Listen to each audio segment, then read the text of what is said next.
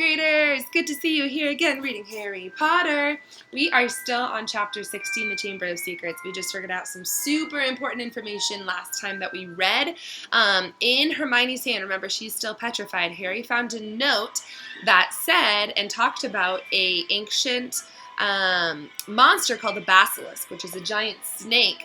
And it says that spiders flee from it, and Harry's starting to connect the dots that this is probably the monster that's in the Chamber of Secrets. The stare of a basilisk will kill somebody, but he was realizing that everyone who's been petrified didn't directly look into its eyes. So, oh my gosh, we're starting to get into the book. I'm super excited to read. Remember, we only have a little bit left. It should take a couple more days. I miss you all, and I hope you enjoy. And beneath this, a single word had been written. In a hand Harry recognized as Hermione's. Pipes. It was as though somebody had just flicked a light on in his brain. Run, he breathed. This is it. This is the answer. The monster in the chamber is a basilisk, a giant serpent. That's why I've been hearing that voice all over the place, and nobody else has heard it. It's because I understand parcel tongue. And then they talk about the different people. Sorry, I kind of went back a little bit, but he talks about the different people and how they were petrified and not killed. So then he says, and Mrs. Norris? Remember, that's Filch's cat. He whispered eagerly. Harry thought hard, picturing the scene of the night of Halloween. The water, he said slowly. The flood from Moaning Myrtle's bathroom. I bet you Mrs. Norris only saw the reflection. He scanned the page in his hand eagerly. The more he looked at it, the more it made sense. The basilisk flees only from the crowing of the rooster, which is fatal to it, he read aloud. Hagrid's roosters were killed. The heir of Slytherin didn't want one anywhere near the castle once the chamber was open. Spiders flee before the basilisk. It's all fits. But how the basilisk has been getting around the place, said Ron. A giant snake? Someone would have seen. Harry, however, had pointed to the word Hermione had scribbled at the foot of the page. Pipes, he said. Pipes! Ron has been using the plumbing. It's been hearing the voice inside the walls. Ron suddenly grabbed Harry's arm. The entrance to the Chamber of Secrets, he said hoarsely. What if it's a bathroom? What if it's in Moaning Myrtle's bathroom, said Harry. They sat there, excitement coursing through them, hardly able to believe it. This means, said Harry, I can't be the only parcel tongue in the school. The heir of Slytherin's one, too. That's how they've been controlling the basilisk. What are we going to do, said Ron, whose eyes were flashing. Should we go straight to McGonagall? Let's go to the staff room, said Harry, jumping up. She'll be there in 10 minutes. It's nearly break. They ran downstairs, not wanting to be discovered hanging around in another corridor. They went straight into the deserted staff room. It was a large paneled room full of dark wooden chairs. Harry and Ron paced about it, too excited to sit down, but the bell to signal break never came. Instead, echoing through the corridors came Professor McGonagall's voice, magically magnified. All students to return to their house dormitories at once. All teachers return to the staff room immediately, please. Harry wheeled around to stare at Ron. Not another attack, not now! What do we do? Said Ron aghast. Go back to the dormitory? No, said Harry, glancing around. There was an ugly sort of wardrobe to his left, full of teachers' cloaks. In here, let's hear what it's all about. Then we can go and tell them what we found out. They hid themselves inside it, listening to the rumbling of the hundreds of people moving overhead and the staff room door banging open. From between the musty folds of cloaks, they watched the teachers filtering into the room. Some of them were looking puzzled and others were downright scared. Then Professor McGonagall arrived.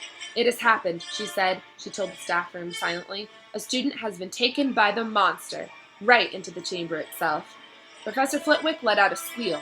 Professor Sprout clapped her hands over her mouth, and Snape gripped the back of his chair very hard and said, How can you be sure? The heir of Slytherin, said Professor McGonagall, who was very white, left another message right underneath the first one.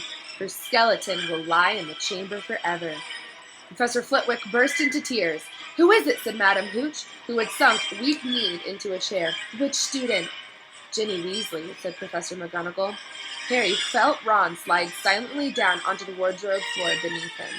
We shall have to send all the students home tomorrow, said Professor McGonagall. This is the end of Hogwarts. Dumbledore always said. The staff room door banged open again, and for one wild moment Harry was sure it would be Dumbledore. But it was Lockhart, and he was beaming. So sorry, dozed off. What have I missed? He didn't seem to notice that the other teachers were looking at him with something remarkably like hatred. Snape stepped forward.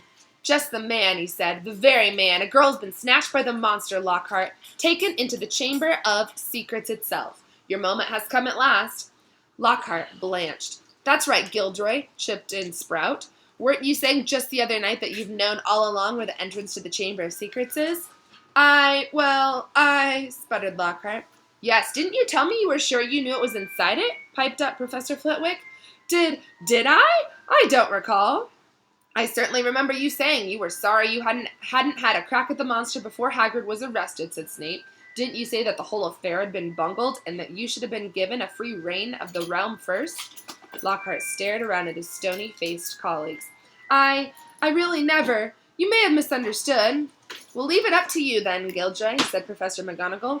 Tonight will be an excellent time to do it. We'll make sure everyone's out of your way. You'll be able to tackle the monster all by yourself. A free reign at last. Lockhart gazed desperately around him, but nobody came to the rescue. He didn't look remotely handsome anymore. His lip was trembling, and in the absence of his usual toothy grin, he looked weak-chinned and feeble.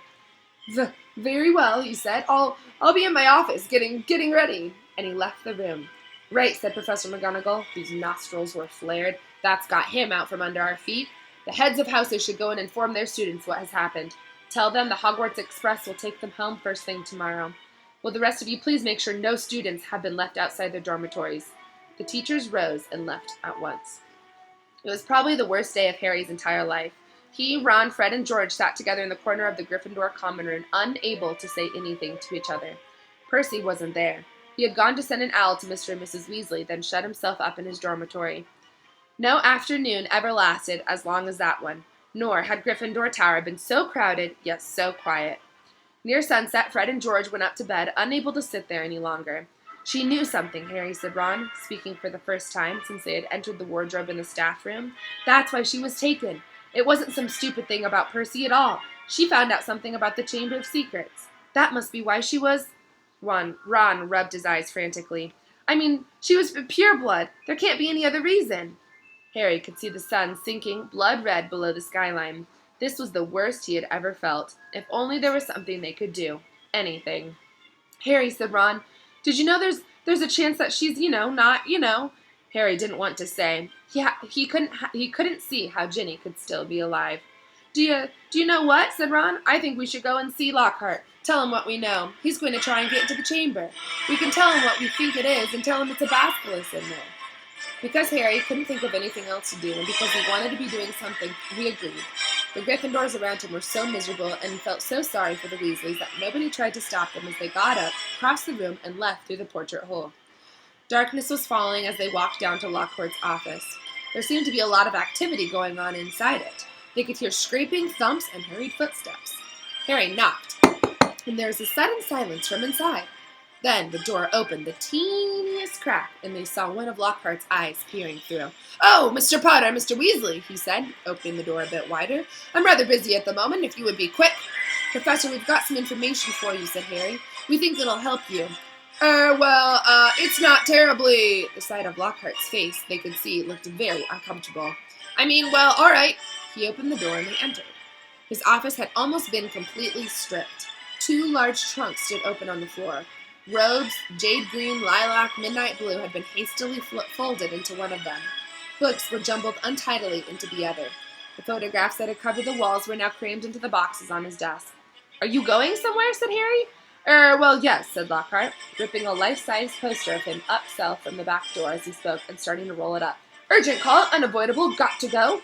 What about my sister? Said Ron jerkily. Well, as to that, most unfortunate, said Lockhart, avoiding their eyes as he wrenched open a drawer and started emptying the contents into a bag. No one regrets more than I. You're the defense against the dark arts teacher, said Harry. You can't go now, not with all the dark stuff going on here. Well, I must say, when I took the job, Lockhart muttered, now piling socks on top of his robes. Nothing in the job description. Didn't expect. You mean you're running away, said Harry, disbelievingly, after all that stuff you did in your books. Books can be misleading, said Lockhart, delicately. You wrote them, Harry shouted. My dear boy, said Lockhart, straightening up and frowning at Harry. Do use your common sense. My books wouldn't have sold half as well if people didn't think I'd done all of that. No one wants to read about some ugly old American warlock, even if he did save a village from werewolves. He'd look dreadful on the front cover. No dress sense at all. And the witch who banished the Bounden Banshee had a hairy chin. Come on. So you've been taking credit for what a load of other people have done, said Harry, incredulously. Harry, said Lockhart, shaking his head impatiently. It's not nearly as simple as that. There was work involved. I had to track these people down, ask them exactly how they managed to do what they did. Then I put a memory charm on them so they wouldn't remember doing it. If there's one thing I pride myself on is my memory charms. No, it's been a lot of work, Harry. It's not all book signings and publicity photos, you know. You want fame, you have to be prepared for a long slog. He banged the lid on his trunk shut and locked them. Let's see, he said. I think that's everything. Yes, only one thing left. He pulled out his wand and turned to them. Awful sorry, boys, but I have to put a memory charm on you now. Can't have you blabbering my secrets all over the place. I'd never sell another book. Harry reached his wand just in time. Lockhart had barely raised his wand when Harry bellowed, Expelliarmus! Lockhart was blasted backward. Falling over his truck, his wand flew high into the air and Ron caught it and flung it out of the open window. Shouldn't have let Professor Snape teach us that one, said Harry furiously, kicking Lockhart's trunk aside. Lockhart was looking up at him, feeble once more. Harry was still pointing his wand at him. What did you want me to do? Said Lockhart weakly. I don't know where the Chamber of Secrets is. There's nothing I can do.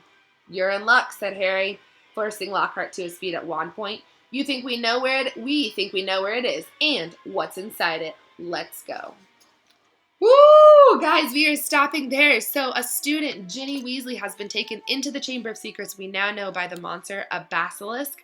Harry and Ron are going to force Professor Lockhart to go down there and try to get Ginny back. So we're going to have to see if they can do it, if Ginny is still alive. Oh, this is getting real good, guys. I'm so excited. So stay tuned the rest of this week. We are going to finish this book, and I'm super pumped. Make sure you are watching the clips on YouTube. There is an awesome one of the one coming up. I love you all, and I miss you. Have a good rest of your day.